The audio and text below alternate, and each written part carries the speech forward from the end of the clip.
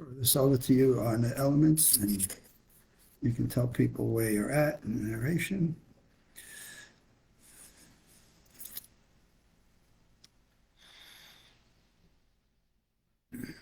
Good evening, Tony Dottino, founder of the USA Memory Championship, with the guru of cognitive fitness, Michael Dottino. And we got such wonderful feedback from people on last Friday's Live with Tony that Michael was here with, and it's Friday night dinner time again. And so he's over at my residence having dinner with myself and Evelyn tonight. And I thought we'd do another Live with Tony because I was reading an article that comes in out of the Harvard Health Letter, and Michael had some really exciting updates to his elements of cognitive fitness. And this article that came out in the Harvard Medical Letter that was basically talking about shield your brain from decline, using remembering the lifestyle habits that help protect your memory and thinking skills. And I'm not sure if the doctor who did this work at the Brain Health Center at Harvard and the work they did with Massachusetts General had been looking at Michael's work, but it was a total perfect duplicate of it. So let's talk about Michael's update on where are you at in getting the elements of cognitive fitness out into the world. Well, the good news is that the narration has been completed. We're doing a final round of quality control to make sure that the course is as polished as it can be. And I would say we're probably about 1 month away from launch, which is very exciting because this course has been in development for quite some time.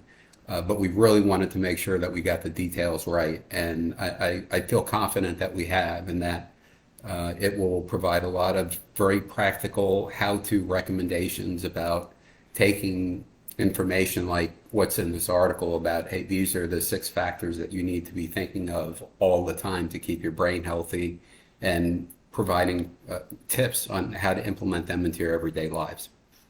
So I hope my Live with Tony audience can actually tell us what these 6 tips are. But the article here in Harvard Medical talks about sleeping, and sleeping at least 7 hours per night.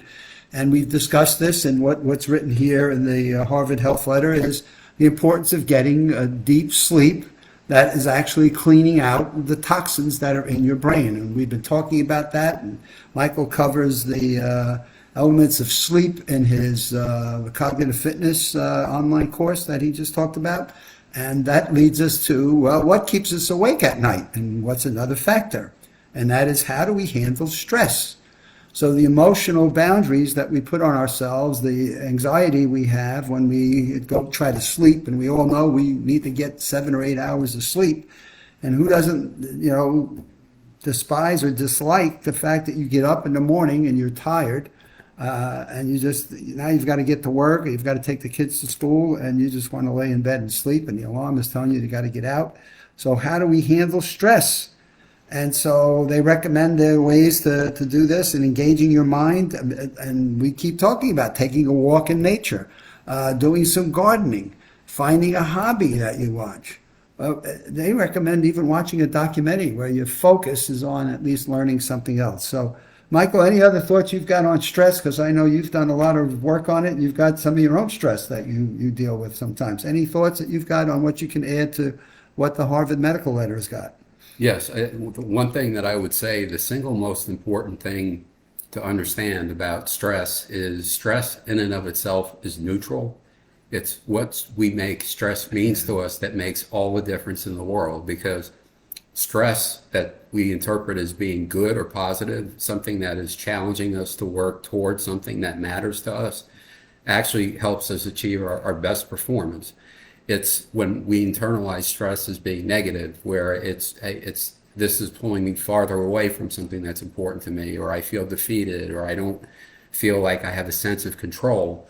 That's where the stress starts to accumulate and do all kinds of damage, not just to the brain, but to the heart and the rest of the body. And so I would say, even before we get into the tips on how to manage stress, the single most important thing to manage first is really, what are we making it mean? Because that impacts everything else that happens Michael, downstream. it's off the top. When you're in that stress and the negative, you flood your body with the hormone. What is that? The cortisol. Cortisol. There you go. That's God. I know it's the C word. Cortisol, and with cortisol in excess to the human body poisons it, and it breaks down the immune system. So, excellent conversation, Michael. Good points. Now, next thing we keep talking about interacting with friends, and or what Michael defines as social interaction, and the importance of having socially interactive engagements with people so that you don't feel like you're in a cage and or you're isolated. And we keep seeing more and more work coming out on the impacts of isolation and loneliness has had on people who have been lockdowns over the last 2 years with COVID and the drug overdoses and the suicides and things. So how do you interact with friends? Well, the answer is you'll know who's safe and who's okay to be with, and maybe you can have them over your house. Maybe you can go to their visit and with their house, and if all fails and you got to get on a plane and you don't want to do that, get on a Zoom call and at least be able to find ways of becoming more interactive with friends, family, and the people that you feel that care about you. Next, this is endless. It's the importance of exercise. And exercise is not just aerobic, but exercise is doing some minor weightlifting without having to worry about being a He-Man, and exercise in terms of flexibility. So I was just talking to one of my coaches I use in my life today, and he sent me an article on all of the different benefits of movement. And movement doesn't need to mean you're running down the street. It means having different movements in your body and how you can add different things in terms of stretching to your weightlifting or stretching in terms of your running, and how that makes a whole big difference.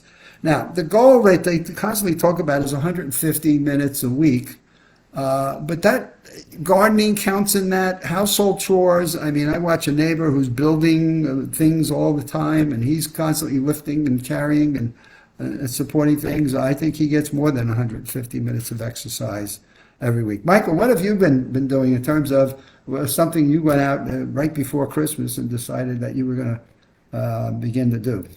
Well, for me, I enjoy lifting weights, so I bought a home gym, and the great thing about that, it's kind of like a one-stop shop for the opportunity to exercise different muscle groups. And I find that for me, one of the most enjoyable exercises is being able to do bench presses or lateral pull downs or lat pull downs on the exercise machine. But that's only one piece of the puzzle. The aerobic activity is important. And also, I know we touched on this, but the stretching and balance, Yeah. As we age, our balance in general, if we're not mindful of continuing to work to exercise it and to keep it healthy and strong, will decline. And one of the most common causes of injuries that are serious in people that are senior citizens are slip and falls, or trip and falls. And so having a good sense of balance and being able to stretch so that you're able to have a normal gait while you're walking are all critical things. All the pieces fit together. So exercise is a lot more than just running a track meet or something along the lines that we typically think of when we can sometimes imagine extreme activities. It's really all the things, and the important thing is it's the opposite of being sedentary. So if you are somebody that is spending a lot of time either on a couch or on a chair behind a desk because that's what your job requires you to do every day to earn a living, find things you can do during the day to get up, walk around, stretch, just do even those little bits. They all make a difference. It's the accumulation of a sedentary lifestyle that over time breaks those muscles down and our fitness levels down and causes us to need to start from zero. But you know what? Even if you're starting from zero, at least get back in the game because every little bit makes a difference. You've heard me talk about exercise over, and Michael's given you a couple of additional tips that make that even a little bit more powerful. And I think the key point he's made is it doesn't have to be a massive, oh God, I'm going to go take an hour every day. All these little things accumulate, and they all benefit your mental functions, your memory, your thinking skills, as well as your heart health, which we're going to talk about as we wrap this up. Learning new things, mental challenges. So problem solving is a good thing. Learning new things. Taking the maximum memory mastery online course is a way of learning new things, and how are some of the skills and mnemonic systems able to help you to remember names and faces and lists of things you've got to do, and reading procedures and for policies and things. All very important things. And then last but not least, your diet. And what we don't realize is, what is your healthy diet of a mix of fats, and the right fats with carbs and proteins. And what does that nutrition have to do with our brain? Well, what we eat and breathe is what's consumed and generates the electrical pulses in our brain that help us go back and forth. So Michael has created this wheel of health that he has people do an exercise with and get feedback to, and he's had fabulous feedback on that. And so we shared that with one of our neuroscience friends, and I shared that with one of my cardiology doctors that I associate with. And both of them came back and said, well, I think you need to add a branch for blood pressure. So I threw this back to Michael, and I said, Michael, we've got a couple of people that are telling us that we need to add blood pressure to this as a seventh branch. And Michael reflected on that very thoughtfully and in a very analytical way and said, let me tell you why I don't think we need to add that branch. And I thought he did a superb job of researching that and tying it into these 6 elements. So I'm going to just ask Michael to give you a summary of what that is and why he doesn't feel that we really need to add a 7th branch. Well, the way that I looked at it, having issues with blood pressure is usually a symptom that one of the 6 factors that we just talked about, one or possibly more, are out of balance. So when you think about now, assuming that you don't have anything that's just genetically predisposed going on, when you think about what by far the most common reasons are for having issues with blood pressure, one is diet. We don't eat a healthy diet, way too much salt, for instance, just one example. Second, we're sedentary. We're carrying too much weight. We're not active. We're not exercising. So our aerobic fitness starts to get strained, and that puts pressure on our blood pressure as well. We may not be getting enough sleep. Some people, like me, suffer from sleep apnea. And if the sleep apnea is not controlled, that by itself can elevate your blood pressure, even if you're doing everything else correctly. So sleep can play an impact. And certainly stress can play an enormous impact on blood pressure. So how we decide we're going to manage the stressful events that happen in our lives every day, both what we do about them and what we make them mean, is another variable that impacts it. So the way I looked at blood pressure, I said, if you're really managing those variables well, and you're having social interactions with people that are rejuvenative and helping reestablish your reserve of positive energy, and you're feeling fit and active and excited and curious because you're learning new things, then in most cases, blood pressure is not going to show up as an issue. And if it is, it's going to be because of unusual genetic circumstances, in which case then a doctor's intervention would be required. But for most of us, I don't think it's something we need to worry about if we're taking care of the other 6 items that make up the wheel. And there is your Friday night broadcast. It is already January the 21st. We have been 3 weeks into the new year, and it's time for you to make a resolution to yourself that you will take at least one of the things that we've talked about this evening, and you will make it a personal goal to do something to improve where your spoke would be on what we call the wheel of cognitive fitness.